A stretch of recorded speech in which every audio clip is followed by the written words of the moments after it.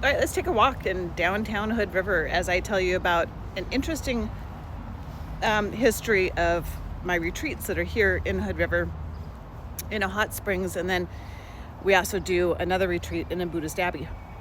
That Buddhist abbey is an alcohol-free campus. Just so everyone knows, there's just no alcohol allowed on campus. My retreats in 1997, all women, were completely centered around alcohol. Kind of, I don't know, how old was I then? Like 25? So my life was kind of centered around alcohol at the time. And so were all of my girlfriends. We all got together and we drank beer. That's what we did. And so all of us would drink a lot, and then we'd all have a fire, and we'd all share things around a fire, and that was the whole entire retreat basically, and it was a ton of fun. And we realized that was it ended up being bigger than what we intended it to be. It wasn't a party. It ended up, as women do when we get together, it ended up making it really big and really special. And then it continued year after year. And as those years passed, our bodies changed from a 25-year-old to a 50-year-old. And with that, so did our drinking. Because now the hangovers are hella hangovers. So it just decreased naturally. And then, I might be 10 years ago now. Time flies so fast. I was an attendee at a retreat at the Buddhist Abbey, and there was no alcohol. And I was with a girlfriend who is a nurse practitioner who's still a really good friend of mine. And we were used to always drinking together, always, like kind of at this bar that I'm at right now. Not just walking by. But we always, had a great time, having Irish car bombs. I remember that one. She still remembers that one too. That was a good story. But we were there at this yoga retreat, and there was no drinking. And the two of us just didn't know what to do with ourselves. So we're like, well, let's leave.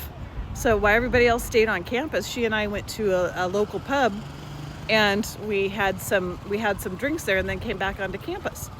And then both of us realized at that time that we missed out on bonding on the campus and just unwinding. I mean, we could go to a bar anytime we wanted, but we couldn't go to a Buddhist abbey and be on campus every weekend. That was the part that was really unique. It wasn't the drinking that was important. It was being together and being in each other's company and being in this new environment and new situation.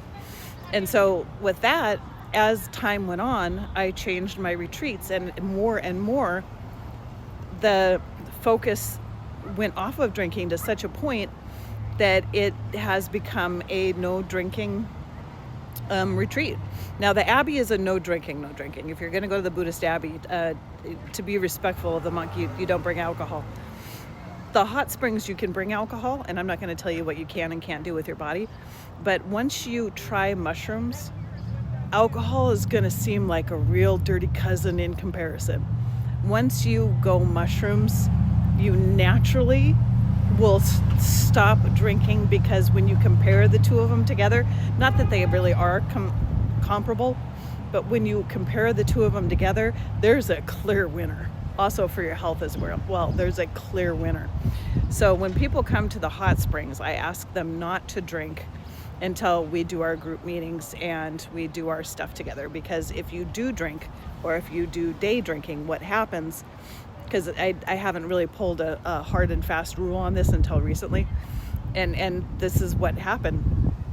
When people would drink or day drink throughout the day, what it did is it made it so they had a different vibe, is the best way to put it.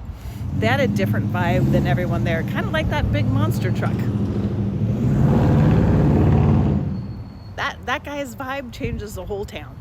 And, well, I guess he does mean to. But it changes the vibe, and it changes how you interact with the group and how the group interacts with you, because other people won't be drinking. And so usually it's just one person, and what happens is your ability to restrain yourself in a talking situation or a possibly emotional situation is blunted. And so you're not as good at listening, really, and being quiet. So I do ask that if you partake of the wine or the spirits or anything else, that you do that.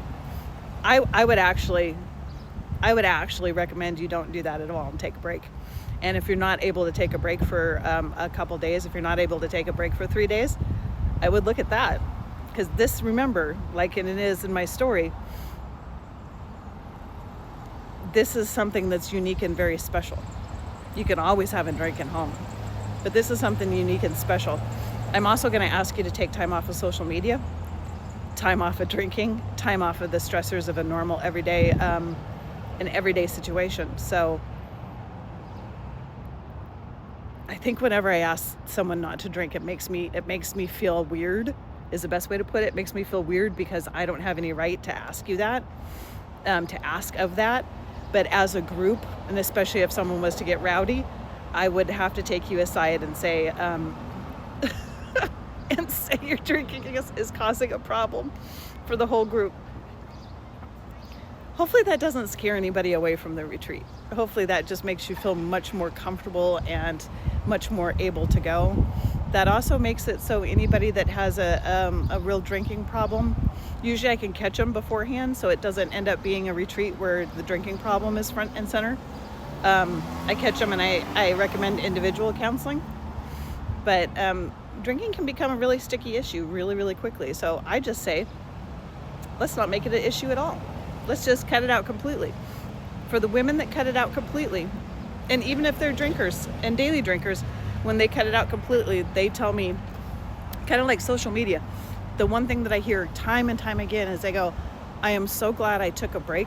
I'm so glad I took a break from social media. I'm so glad I took a break from the stressors, the noise, etc. I'm so glad I just took a break from the normal way I was living for the quietness, because I had no idea how loud and busy my life became. So that's 7 minutes long, but I'd rather say too much than too little on this one. What do you think?